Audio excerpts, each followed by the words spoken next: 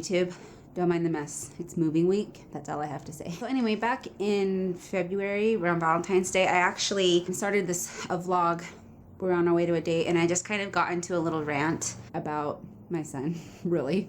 But just a rant about the stress that kids can put on a relationship.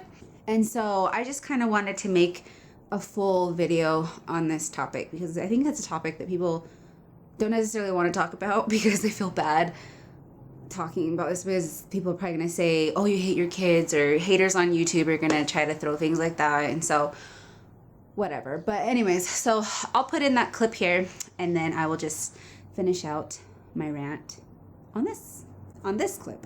Here's the clip. Hello, YouTube world. So today is Valentine's Day. So Hubs and I are going on a hot date. You know it. With the kids. You know, mom and dad style.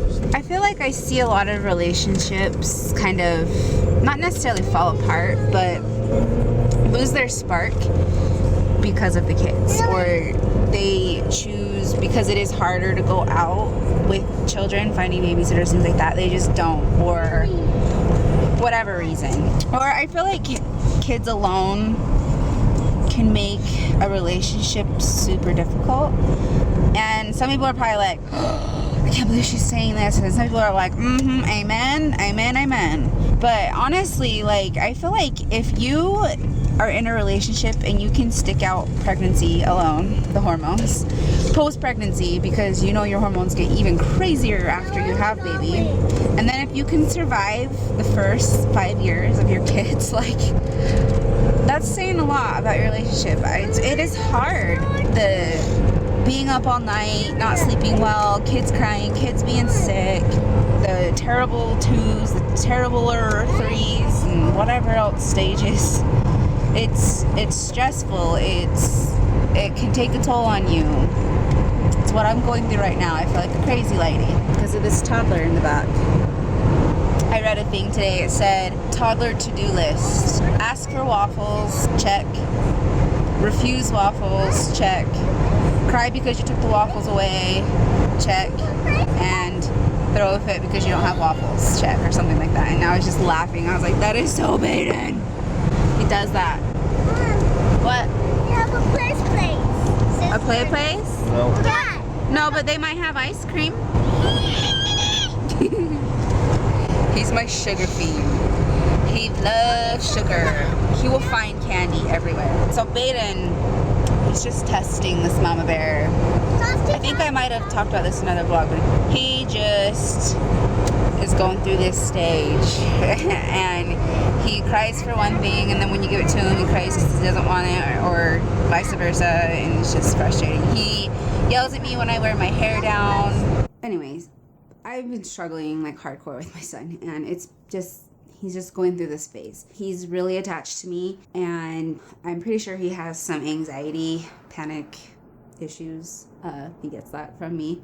But you hear about the terrible 2s, and then people will tell you that 3s are worse, and it's true. So we're kind of just in that age where it's just difficult regardless. He's learning how to handle his emotions, his temper, and you know, it's normal. It's normal stuff for kids. But basically he's super attached to me, and he doesn't like Jeff to do anything for him if I'm around. So it's really emotionally stressful and straining and exhausting.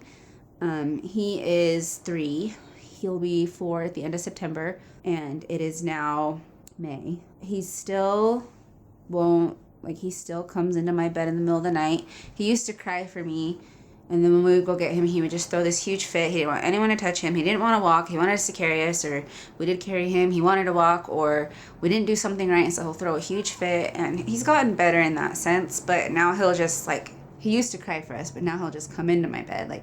He's just difficult. And so there's just a stress and a strain that puts on a relationship. You know, the temper tantrums, just parenting in general. If you parent different, it can be a stress.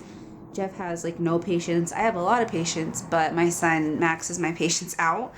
And so when I want Jeff to handle it, you know, his way of handling it is just instant discipline instead of talking. I don't know. We just parent differently, and You know, it's harder to go on dates. It's harder to do married people things.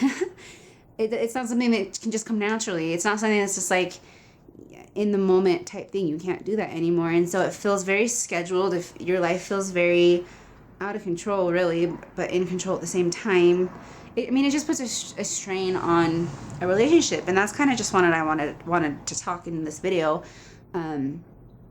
Just so people are aware, you know, people who are thinking of having kids. I saw this thing on Facebook and talking about millennials, kids, the generation nowadays, and how they don't want kids. And their reasons are they're selfish, money.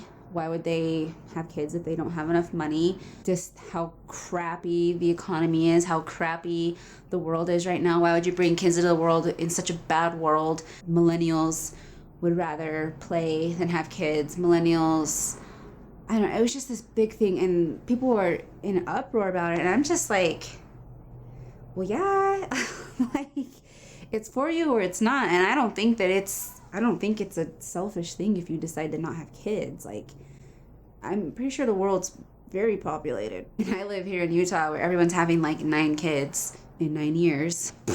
No, that's just not for me. Like, I maxed out at 2. Granted, I do have a handful. Like, my 2 are handfuls. Yeah, that's just kind of my side rant. But I guess solution to this really isn't a solution. I wish I could have this video to be like a rant video plus a helpful video, but really it's just stick it out. I see so many people, their relationship falls apart after kids. I know so many people who get divorced. So many people who it's like as soon as they have their baby, they're splitting. Or in me and Jeff actually almost split when we had Braylee. Just, it's a huge adjustment. It's a huge change. And I guess my advice would be just to stick it out, you know, seek others for help. Of, you know, people don't talk about it, but everyone went through it to a certain degree. You know, reach out to people, reach out on Facebook, and, you know, don't feel like you're complaining about your kid and people are going to think bad about you. Like, I mean, it happens. Like, you have to be real. You have to just deal with the situation. And so I guess that would be my only tips. It's just do your best to stick it out. Reach out for help. Search books, things that just can help with things like that. I guess that would be my tips. But I just kind of want to put a filler video in and just talk specifically on this subject. I'm praying for the day that Baden turns 4. Braylee was pretty bad too, and it was like as soon as she turned 4, that's when things got smooth with her. And so I'm hoping it's the same way with Baden. But yeah, that's my parenting rant. I do blog over at Young and Restless blog. I just recently bought my domain, so it's ChristaCox3.com. But I have a lot of parenting stuff on there as well.